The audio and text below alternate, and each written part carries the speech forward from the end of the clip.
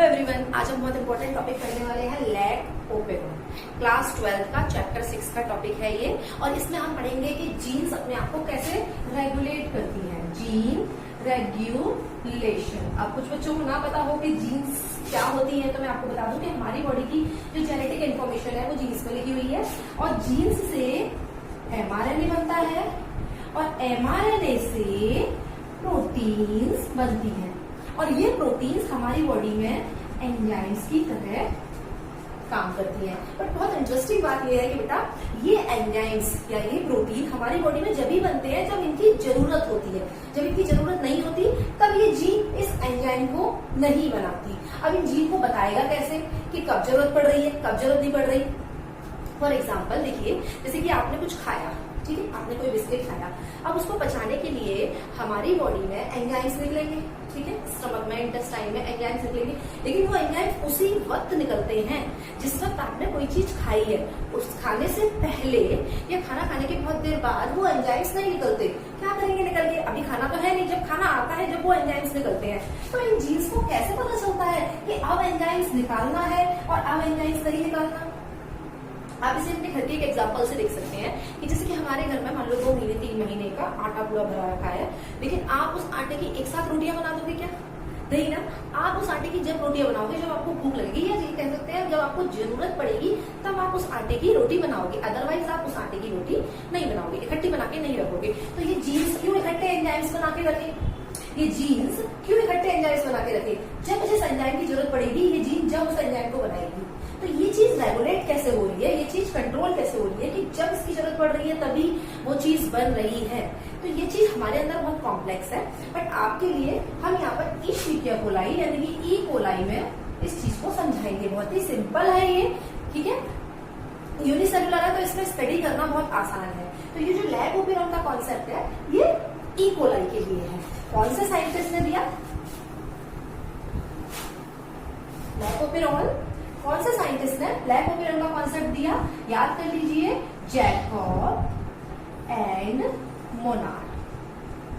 अभी तक आपको इतना समझ में आ गया होगा कि हम यहाँ पर किस टॉपिक के बारे में बात कर रहे हैं और क्यों कर रहे हैं। अभी जो जीन रेगुलेशन का मैंने बताया, अब ये प्रोसेस होती कैसे है, जीन रेगुलेशन होता कैसे है, वो एंजाइम की जब जरूरत पड़ रही है, जब वो एंजाइम बन रहा है, ये चीज कैसे हो रही है, ठीक है। तो जैकब एंड मोनार्ड ने लैक ओपेरोन का कॉन्सेप्ट दिया ई कोलाई में, ठीक है। तो सबसे पहले हम पढ़ेंगे बेटा ओपेरोन कि ओपेरोन क्या है, उसके बाद हम देखेंगे कि लैक क्या है।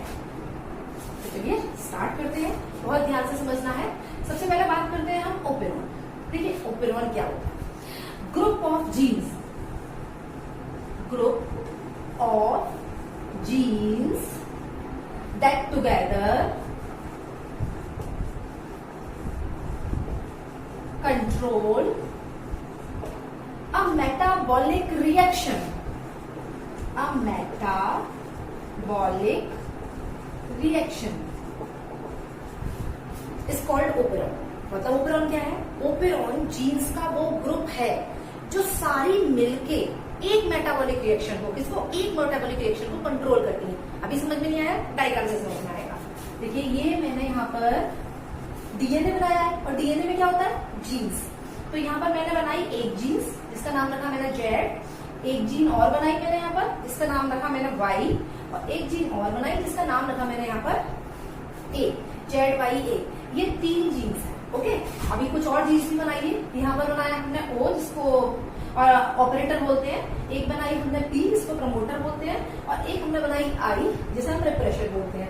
अब ये सारी जीन्स मिलकर एक रिएक्शन को कैटालाइज करेंगे, ठीक है। ये सारी जीन्स का जो ग्रुप है ये सब मिलकर एक रिएक्शन को कैटालाइज करेगा, एक मेटाबॉलिक रिएक्शन को कंट्रोल करेगा, ठीक है, नॉट कैटालाइज, एक मेटाबॉलिक रिएक्शन को कंट्रोल करेगा, मेटाबॉलिक रिएक्शन।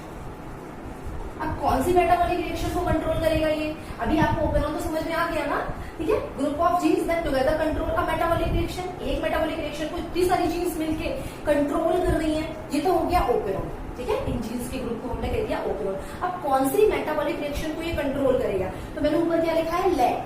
लैक से यहाँ मतलब है लैक्टोज। लैक्स का मतलब है लैक्टोज, यानी कि ये किसकी मेटाबॉलिक रिएक्शन को कंट्रोल करेगा, लैक्टोज की मेटाबॉलिक रिएक्शन। यहां तक क्लियर है? तो चलिए अब समझेंगे हमने लैकोपिरोन समझ लिया कि लैकोपिरोन क्या होता है। अब हम समझेंगे कि ये प्रोसेस होती कैसे है, किस तरह से ये कंट्रोल करता है। देखिए यहां पर हमने एक मीडियम बनाया और यहां पर हमने ई कोलाई को ग्रो कराया। ओके, ठीक है। जब मीडियम में लैक्टोज होगा, मीडियम में जब लैक्टोज होगा, एक चीज मैं आपको बता देती हूँ अगर आपको नहीं पता, कि लैक्टोज जो होता है, ठीक है, वो एक डाइसैकेराइड होता है और जब भी इसको ई कोलाई अपनी बॉडी में लेगा तो इस लैक्टोज को वो गैलेक्टोज और ग्लूकोज में तोड़ेगा। अब तोड़ने के लिए कोई एंजाइम तो चाहिए, गैलेक्टोज और ग्लूकोज में तोड़ने के लिए इस ई कोलाई को एंजाइम तो चाहिए। उस एंजाइम का मैं नाम बता देती हूँ, बीटा गैलेक्टोसाइडेज। ये एंजाइम है जो लैक्टोज को गैलेक्टोज और ग्लूकोज में तोड़ देता है, ठीक है। तो हम यहाँ पे बात कर रहे हैं कि अगर इस ई कोलाई को हम ग्रो कराएंगे एक ऐसे मीडियम में जिसमें लैक्टोज है, तो ये ई कोलाई लैक्टोज को लेगा अपने अंदर और लेने के बाद उसको तोड़ेगा, किसमें, गैलेक्टोज में और ग्लूकोज में। और तोड़ने के लिए उसको क्या चाहिए, बीटा गैलेक्टोसिडेज एंजाइम। यानी कि अगर लैक्टोज प्रेजेंट है तो उसको तोड़ने के लिए बीटा गैलेक्टोसिडेज एंजाइम चाहिए और इस एंजाइम को बनाने के लिए जीन काम करेंगी, ओके, यानी कि मैकेनिज्म ऑन होगी। ओके, अगर मीडियम में मैं कहूं कि लैक्टोज है ही नहीं, अगर मैंने मीडियम से लैक्टोज ही हटा दिया, तो क्या इस ई कोलाई को, जिसके अंदर लैक्टोज जाएगा ही नहीं क्योंकि मीडियम में है ही नहीं, तो भी इसे बीटा गैलेक्टोसिडेज एंजाइम चाहिए क्या, नहीं चाहिए ना। तो उस टाइम जीन ये एंजाइम नहीं बनाएंगी। आपको बात समझ में आ रही है? जिस टाइम ई कोलाई को लैक्टोज वाले मीडियम में हम रखते हैं, नोट कर लीजिए इसे, उस टाइम ये एंजाइम बनाएंगी जीन। और जिस टाइम हम ई कोलाई को बिना लैक्टोज वाले मीडियम में रखते हैं, लैक्टोज को नहीं रखते अगर, तो उस ड्यूरेशन में जीन्स ये एंजाइम्स नहीं बनाएंगी। बात समझ आ रही है? यानी कि जब इस एंजाइम की जरूरत पड़ रही है, जब जीन्स उसे बना रही है, जब इस एंजाइम की जरूरत नहीं पड़ रही, जब जीन उसे नहीं बना रही। अब किस तरह से ये रिएक्शन होती है, चलिए पहला केस लेते हैं हम, व्हेन लैक्टोज क्या लिखूं मैं, एब्सेंट इन द मीडियम। सबसे पहले हम एब्सेंट वाला केस लेते हैं, okay, when lactose absent in the medium.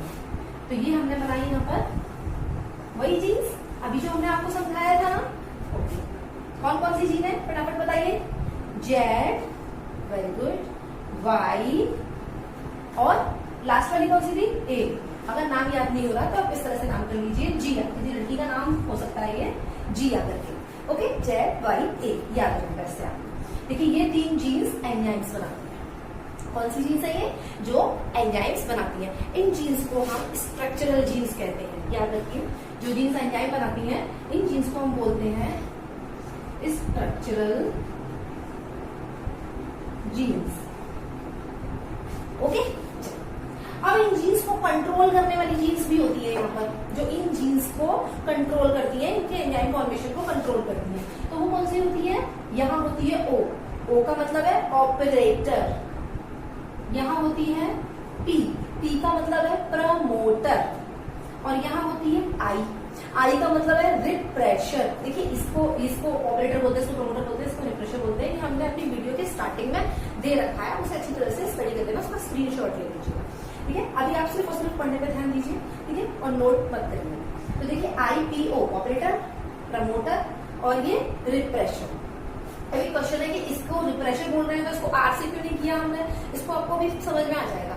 ये एक ऐसे केमिकल को बनाएगी, एक ऐसे मॉलिक्यूल को बनाएगी जो आगे जाके इनहिबिशन का काम करेगा, इनहिबिट करेगा, इसलिए मैंने इसका नाम आई से रखा है, ठीक है। वैसे इसका नाम आर से होना चाहिए, मैंने इसका आई से रखा है, इनहिबिट करने का काम करेगा, ये आपको आगे समझ में आएगा।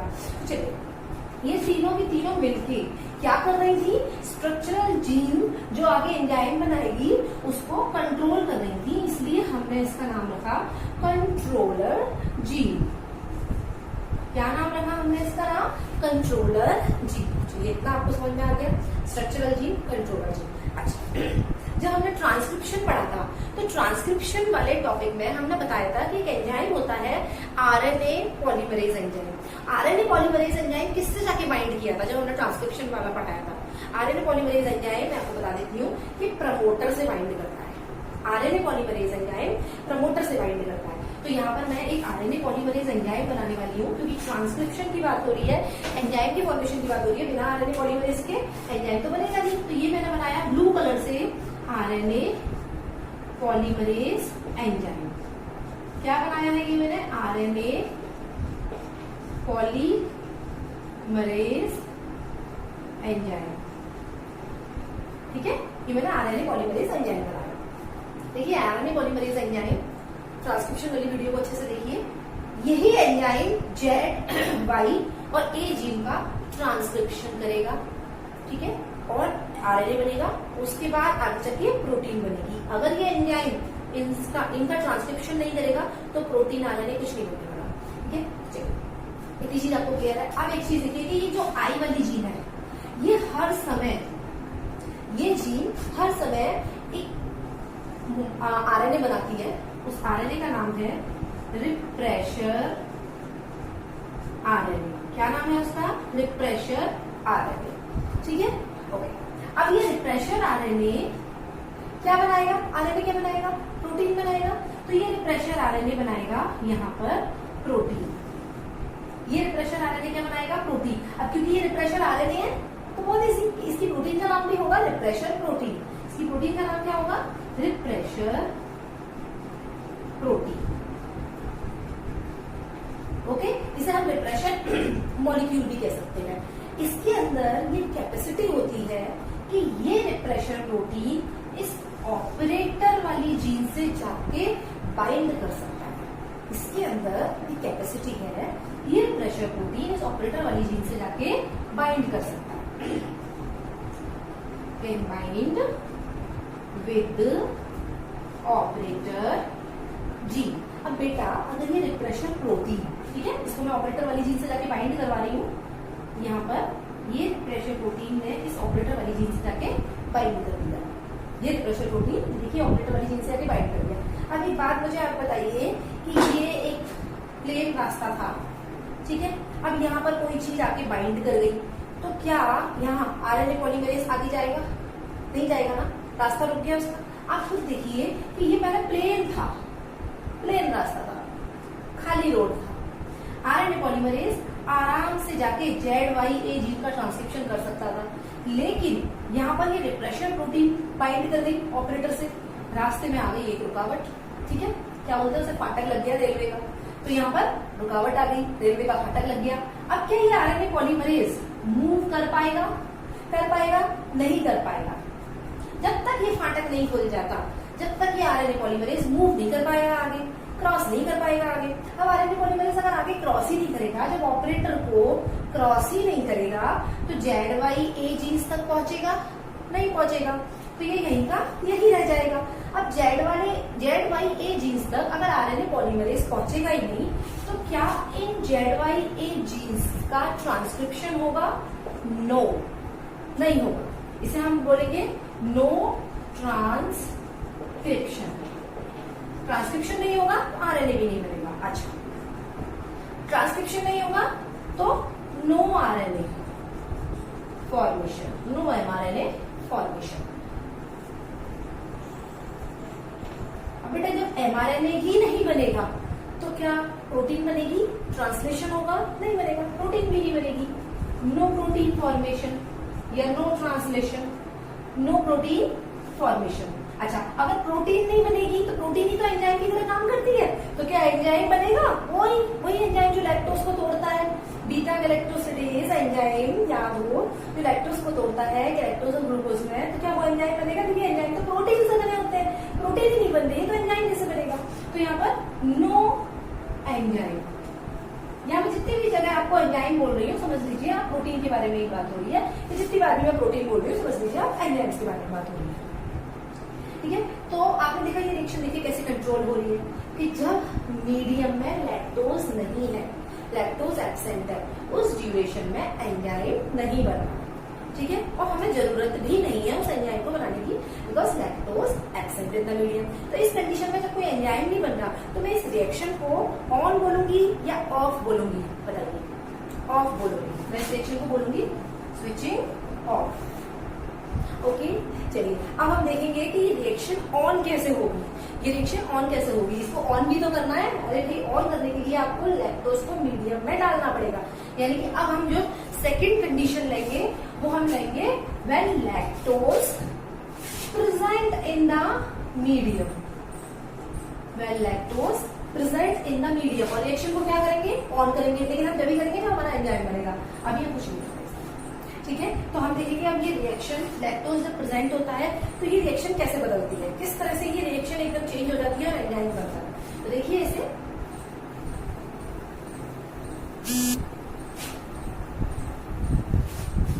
फटाफट से वही जीन बनाने वाले हैं हम।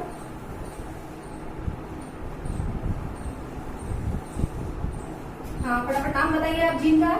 मैंने लड़की के नाम से याद कराया था आपको, जेड वाई ए, जिया, ठीक है, स्ट्रक्चरल जीन। ओके, इसके बाद मैंने यहाँ क्या बनाया था, ऑपरेटर जीन। इसके बाद आपका टेस्ट भी होगा। इसके बाद हमने यहाँ क्या बनाया था, प्रमोटर जीन, और इसके बाद हमने यहाँ क्या बनाया था, refresher gene. Okay, refresher gene का हमने क्या बताया था कि रिप्रेशर जीन क्या बनाता है, यहाँ पर रिप्रेशर आरएनए। रिप्रेशर आरएनए का क्या बताया था हमने, रिप्रेशर आरएनए क्या बनाता है, refresher protein. Repressor protein, okay. अच्छा, आरएनए पॉलीमरेज एंजाइम, उसको हमने कहां बाइंड कराया था, प्रमोटर से। RNA polymerase. अब देखिए आप फटाफट से, lactose present in the medium, तो रिएक्शन कैसे कैटालाइज होती है। अभी तक तो सेम वही लिखा है जो पहले वाले में लिखा था, यहाँ तक तो कुछ समझाने का है नहीं। अब lactose present in the medium, मैं यहाँ पर लैक्टोज बना रही हूँ। लैक्टोज प्रेजेंट है ना, तो मैं यहाँ पर लैक्टोज बना रही हूँ। ये मैंने बनाया यहाँ पर लैक्टोज। क्या बनाया मैंने, ये लैक्टोज। लैक्टोज मीडियम में प्रेजेंट होगा तो यहाँ आ ही जाएगा। इसको हम इस केस में एलोलैक्टोज बोलेंगे। क्या बोलेंगे, एलोलैक्टोज, ठीक। अब देखिए क्या होगा कि ये जो लैक्टोज या एलोलैक्टोज है, ठीक है, ये क्या करेगा, ये थोड़ा चालाक है, ये इस रिप्रेशर प्रोटीन से जाके बाइंड कर जाएगा। क्या करेगा, ये रिप्रेशर प्रोटीन से जाकर बाइंड कर जाएगा। देखिए मैंने ये दोनों को लिया है, ठीक है, और अब मैं बाइंड करने वाली हूँ। ये रिप्रेशर प्रोटीन नीले कलर से, ठीक है, और ये लैक्टोज ब्लैक कलर से।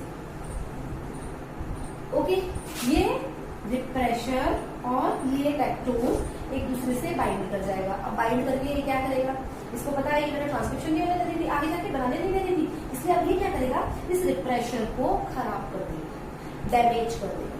ये जो रिप्रेशर प्रोटीन जो हमारे पहले वाले में, ठीक है, पहले वाले डायग्राम में इससे जाके ऑपरेटर से जाके बाइंड कर रही थी, ये एलोलैक्टोज या लैक्टोज इसको खराब कर देगा, डैमेज कर देगा। यही सबसे इंपॉर्टेंट पॉइंट है इस डायग्राम में, इसको खराब कर देगा, इसको डैमेज कर देगा। अब जब इसको डैमेज कर दिया तो आप बताइए क्या ये ऑपरेटर से जाके बाइंड करेगा, करेगा? आप बताइए, एक चाबी जो ताले में फिट हो जाती है, मैंने उस चाबी को मोड़ दिया, खराब कर दिया, तो क्या वो चाबी उस ताले में जाके फिट होगी, ताले को खोलेगी, उस पर फिट होगी? बिल्कुल नहीं होगी। तो उसी तरह से इस चाबी को जो इस ताले में जाके फिट हो गई थी, इस चाबी को इसने खराब कर दिया, तोड़ दिया, मोड़ दिया, तो ये चाबी अब इससे जाके बाइंड नहीं कर पाएगी क्योंकि इसको खराब कर दिया। खराब किसने किया? लैक्टोज ने। इसलिए यहाँ पर ये बाइंड नहीं कर पाएगी, क्योंकि मैंने क्रॉस का निशान लगा दिया, ठीक है। और यहाँ मैं लिखूंगी can not bind with operator gene. अब देखिए रोड खाली है या नहीं? अब रोड हमारा बिल्कुल खाली, फाटक हमारा खुल गया। अब ये आरएनए पॉलीमरेज क्रॉस कर लेगा, कोई रुकावट ही नहीं है यहाँ पर, जो पहले आ रही थी रुकावट, अब ये आरएनए पॉलीमरेज आराम से क्रॉस कर जाएगा, ठीक है, जो पहले नहीं कर पा रहा था। आराम से क्रॉस करने के बाद इस जीन का इस जीन का, इस जीन का, इन तीनों का क्या होगा? ट्रांसक्रिप्शन। क्या होगा इन तीनों का? ट्रांसक्रिप्शन। मैं यहां लिख देती हूं ट्रांसक्रिप्शन। ओके, अब ट्रांसक्रिप्शन होगा तो क्या बनेगा? एमआरएनए। इस एमआरएनए को हम क्या बोलेंगे? लैक्टोज के लिए था भाई, इसे लैक एमआरएनए बोलेंगे। ठीक है, चलिए अब इसके बाद क्या होगा? एमआरएनए से क्या होगा? ट्रांसलेशन होगा,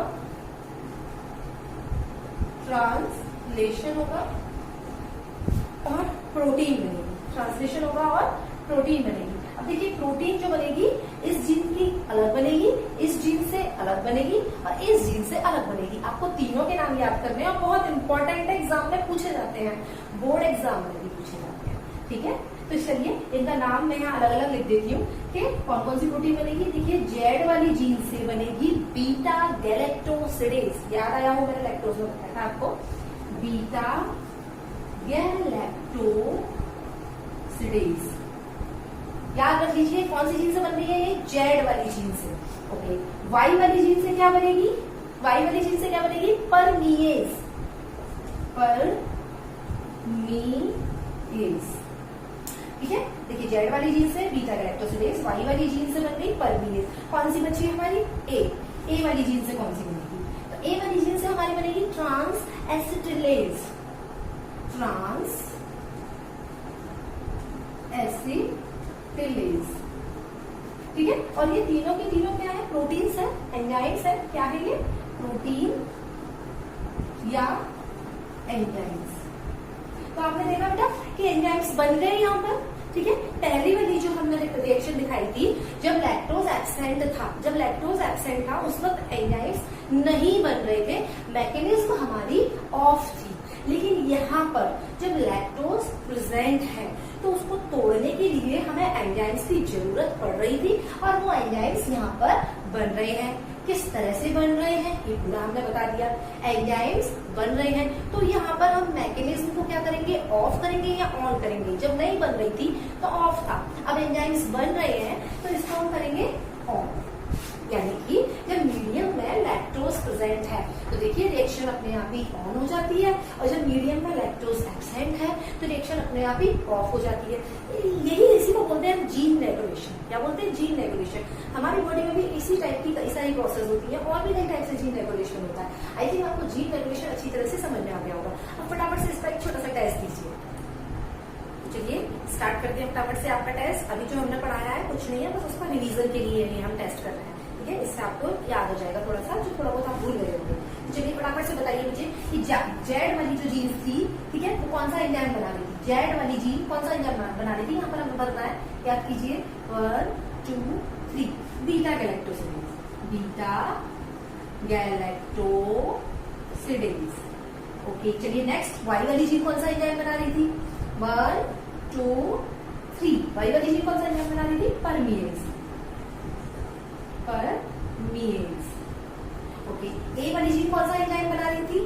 ट्रांस एसिटिलेज। ट्रांस एसिटिलेज। चलिए ये हो गई। अच्छा, इसमें है आई वाली जीन। आई वाली जीन ने कौन सा बनाया था? कौन सा एंजाइम बनाया था? ठीक है, कौन सा बनाया था? हाँ, रिप्रेशर प्रोटीन।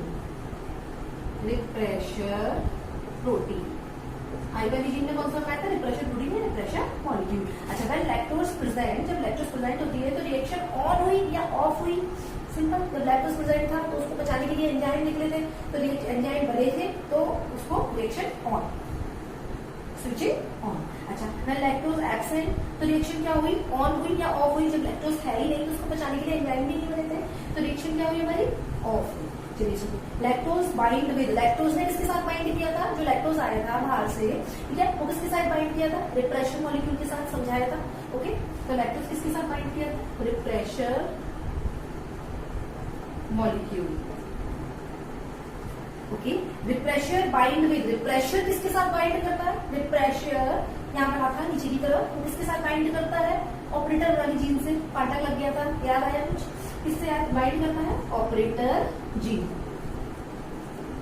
ऑपरेटर जीन को मैंने ओ से शो किया था, ऑपरेटर जीन। यहाँ मैं पूरा नाम लिख रही हूँ। अच्छा, रिफ्रेश माइंड को, लैब ओपेरॉन का जो कॉन्सेप्ट है वो किस साइंटिस्ट ने दिया था? सबसे पहले बताया था मैंने, Jacob and Monod, Jacob and Monod.